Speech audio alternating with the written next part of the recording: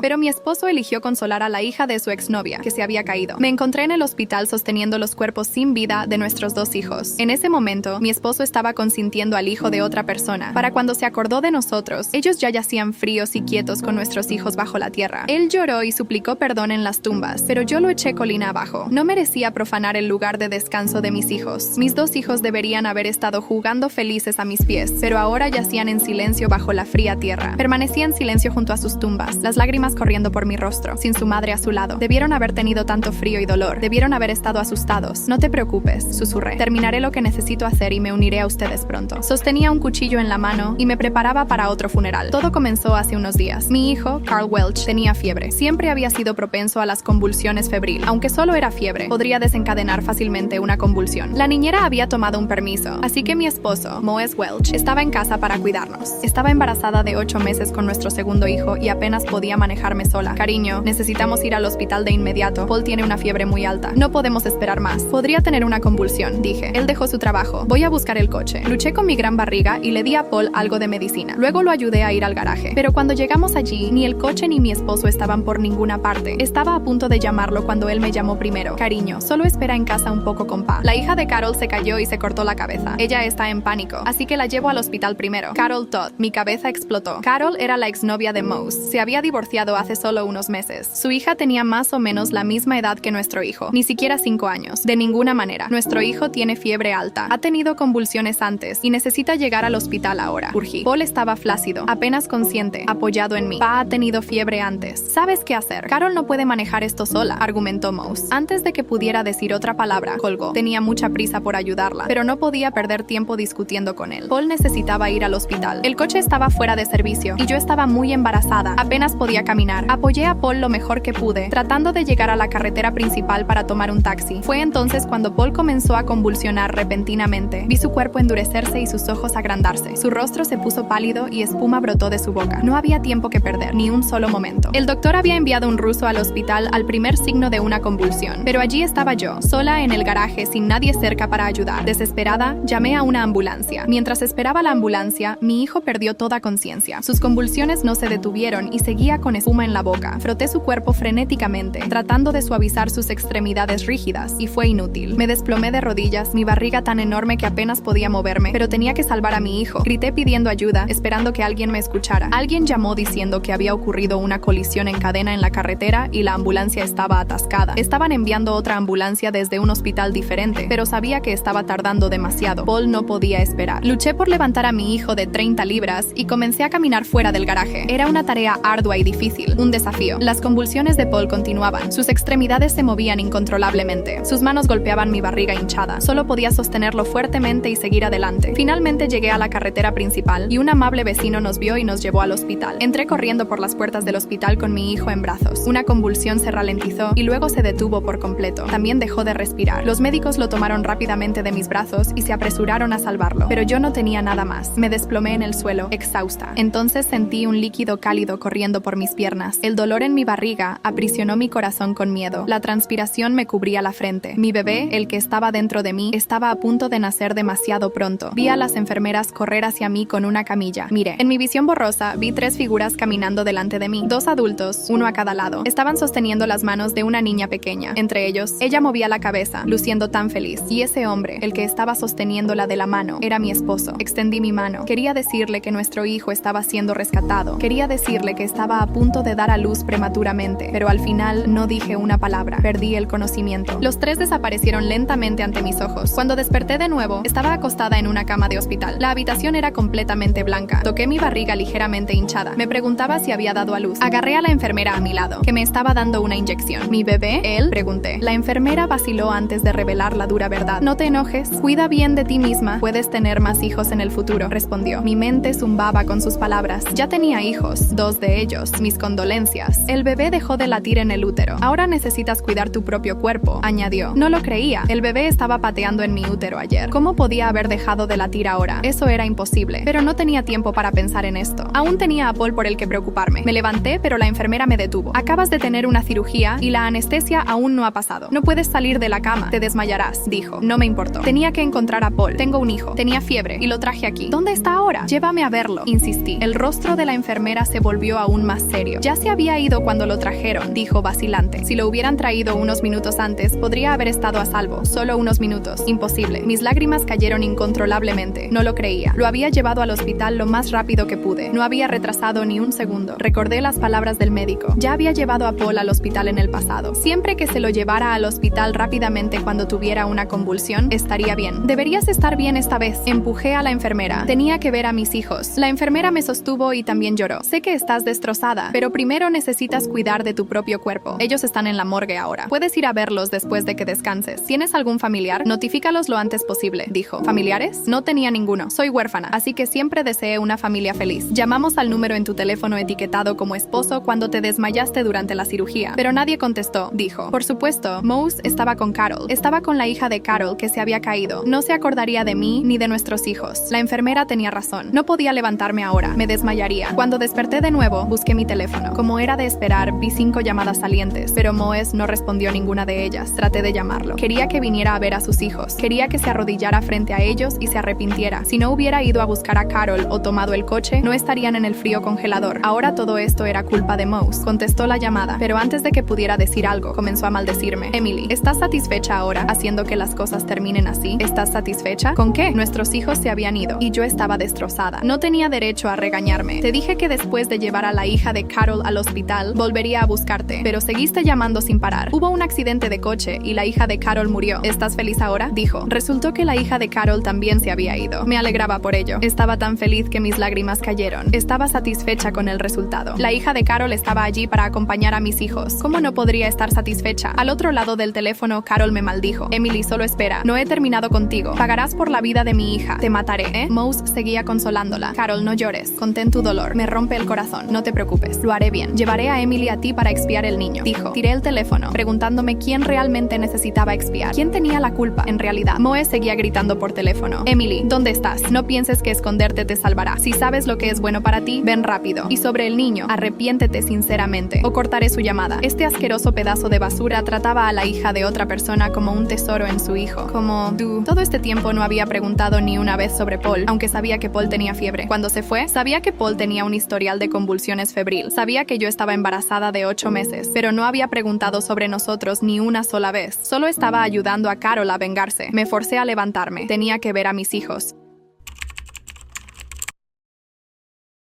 Sentada en el banco del parque, observando a los niños jugar, sentía que mi corazón se despedazaba con cada risa que escuchaba. Era como si cada risa fuera una puñalada. Moe se había distanciado, se había involucrado con Carol, mientras yo luchaba contra un torbellino de emociones. ¿Por qué no viniste a buscarme, Moes? Murmuré, casi esperando que apareciera y me diera una respuesta que sabía que no vendría. Era un día soleado, pero solo podía pensar en las nubes oscuras que se habían acumulado en mi vida. Desde la muerte de Paul, todo parecía desmoronarse. No tienes idea de lo que perdí, dije. Mi voz entrecortada, mientras miraba el vacío que antes estaba lleno con la risa de mi hijo. Intenté hacer lo que creía que era correcto. Confronté a Mose en un momento de debilidad. Necesitas entender lo que hiciste, le dije, las palabras saliendo con una mezcla de dolor y rabia. Él me miró, una expresión de indiferencia estampada en su rostro. Emily, no entiendes. Estuve ahí por Carol, respondió, como si justificara su traición con una insensibilidad que me dejó sin palabras. En ese momento, me di cuenta de que todo lo que había hecho para intentar recuperarlo era en vano. Decidí que tenía que actuar. Armé un plan para exponerlo públicamente, algo que podría revertir la situación. Pensé que, al mostrar a todos quién era realmente Moes, tal vez podría recuperar algo de control sobre mi vida. La rabia me impulsaba y estaba decidida. Nadie más me hará parecer la villana, prometí a mí misma. Pero el día en que todo debería suceder, algo salió mal. El evento que organicé se transformó en un espectáculo de horrores. Mientras hablaba, Moes, con su frialdad, dio la vuelta a la situación en mi contra. Hizo que pareciera que yo era la responsable de toda la tragedia, mientras el público miraba, perplejo, como si realmente fuera la culpable. Nunca te importó Paul, gritó, y sus palabras resonaron, haciendo que la multitud dudara. Lo que vi en sus ojos no era solo desprecio, sino una victoria amarga. Mis planes se desmoronaron ante las miradas de desaprobación y compasión que venían en mi dirección. Me sentí como una leprosa en una ciudad llena de jueces. Con el tiempo, la situación se volvió insostenible. La mayoría de las personas creyeron en Mose, y yo perdí el derecho a ver a mi hijo recién nacido. ¿Cómo sucedió esto? Me pregunté una y otra vez. Me convertí en la villana de la historia que debería ser la mía. La tristeza y la humillación pesaban como anclas, arrastrándome a las profundidades. La peor parte llegó cuando finalmente recibí la noticia. Estaba sola en casa cuando el abogado llamó. Emily, lamento mucho, pero el tribunal decidió, dudó y supe lo que venía a continuación. El mundo a mi alrededor se desmoronó. No puedes quitarme a mi hijo, grité, pero la realidad se impuso, implacable. El eco de mi grito parecía resonar en una casa vacía. Escribí esta carta para poner mis sentimientos en palabras, para intentar entender lo que quedaba de mí. Querido Paul, si algún día lees esto, sabe que siempre estaré contigo en espíritu. El dolor que siento por no poder abrazarte es insoportable. Cada día que pasa es una lucha, y la luz que alguna vez brilló en mi vida se apagó. Nunca quise que estuvieras lejos de mí, y el hecho de que ahora esté atrapada en esta profunda tristeza es algo que no puedo soportar. El mundo a mi alrededor parece gris, y no hay más promesas de tiempos mejores. Siento que estoy perdida en una noche eterna, sin un camino claro por delante. Con amor, Emily.